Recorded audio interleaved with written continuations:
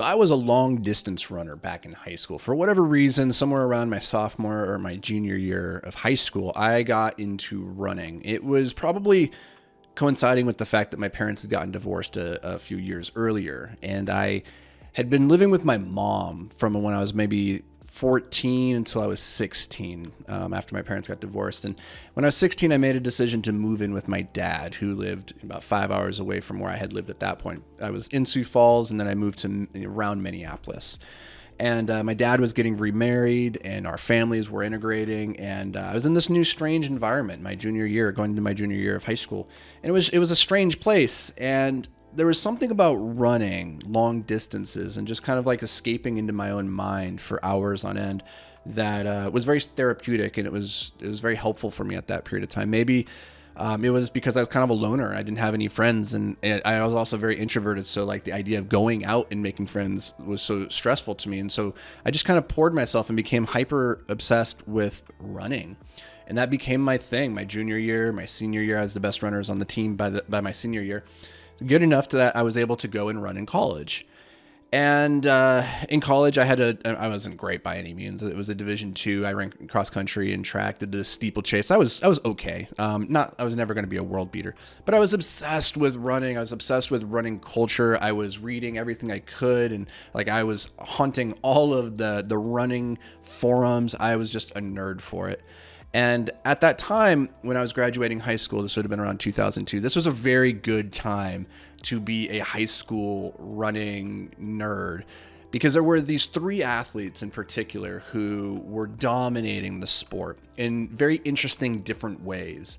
You had Dathan Ritzenheim out of Michigan. Actually, he was from Rockford, Michigan, and I was from Rockford, Minnesota. And so I always felt like this kinship with Dathan. And he was this great long distance runner who had this ability to dig really deep and grind and like break people's wills. And he was like this wiry little guy. He didn't have great top end speed, but like he could grind it out. He went on to have a very incredible career. I think he broke the American record at the 5,000 and the 10,000, not the 10,000, but the 5,000 at one point. I might be misremembering that, but I think he did. I think he was like the second American to break the 13-minute barriers in the 5K. So went on to have a very amazing career. I really liked him a lot. He was dominant in cross country and in like the 2-mile. The other guy, and part of this big three that people would talk about, was this guy named Alan Webb. Alan Webb was more like built like a brick shithouse, just muscular for a long distance runner. And he was more of a mid distance guy. He was like the 800 meter to mile specialist, but he had range and he could reach up and race these 5Ks in cross country, and he could do the longer races, and that made for a really compelling matchup between his speed and strength versus Dathan's strength and endurance when they met at 5K.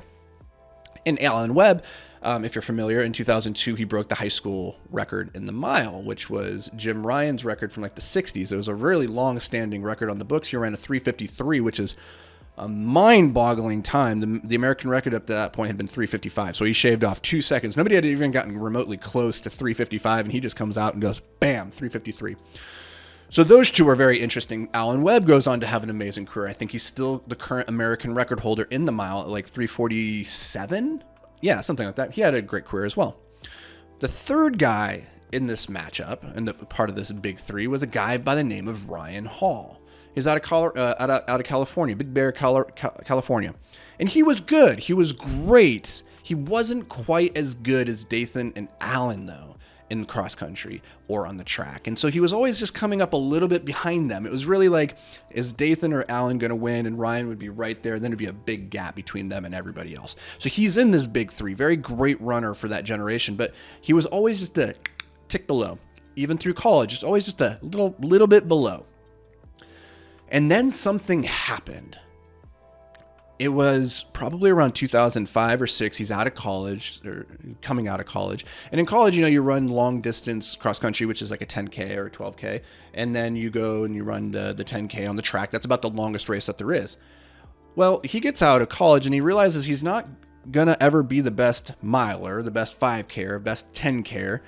And he's reached kind of his limit there. And so he goes to the road races and he starts racing these longer things. Starts doing the marathon, starts doing the half marathon. And just like that, this guy rises to these astronomical levels, these atmospheric levels, where suddenly he has found his calling and he is dominating. He breaks the American record in the half marathon. He breaks the American record in the marathon. At this point in his career, he's having more success. If you were to compare them, Alan, Dathan, and Ryan, you would say Ryan is probably now at this point, because the marathon is such a popular event and so established, it's probably between him and Alan, because Alan is running the mile and that's also a very popular event. But like, Ryan is achieving things at a level that's probably more impressive than either of those two. So he's kind of a late bloomer to this. Well, he grinds and he grinds and he destroys his body over the next decade. I mean, running long distance is very hard on the body. Well, he just grinds his body to a pulp. He's like 5'10", maybe 6 foot, and he's like 135 pounds, very skinny, slender guy. And he's killing his testosterone levels in his body, like in the mid 20-aughts. So around 2015, he's just sliding. He's not coming back, and his body is just breaking down on him. So he retires in like 2016, 2017. And Ryan then gets into bodybuilding. Not bodybuilding for like shows, but just like lifting weights, which is a very funny activity because he was so weak as a runner. You look at him, just this frail, slender body, and he would start going into the gyms and lifting, and he could barely like bench press his own body weight and like all these things. And fast forward 5, 6, 7 years, to see a picture of Ryan next to who he was as a runner is night and day difference. He is a jacked giant of a human now. And the thing is, a lot of people, I shared a picture of him the other day on social media, and a lot of people took to the comments and they're like, oh, he's definitely juicing. He's taking steroids and gear. And this blew my mind for a couple of reasons I want to share with you. First, a guy like Ryan is a genetic freak. To reach the pinnacle of any sport, you kind of have to be, right? Number two, Ryan Hall has a work ethic that the average human simply cannot comprehend. And again, to be at the top of a sport like running, to be an Olympian, to be an American record holder, you kind of have to be, right? So you combine those two traits and you get mind-boggling results, like that transformation from the 130-pound weakling to the 220-pound jacked Adonis that he is today. Now, I don't know if Ryan Hall is juicing or if he's on testosterone replacement therapy. I don't know. I don't really care. He's never admitted to it, and I don't think he does, honestly. But it doesn't matter, because here's why here's why I want to share this with you today. It's very interesting.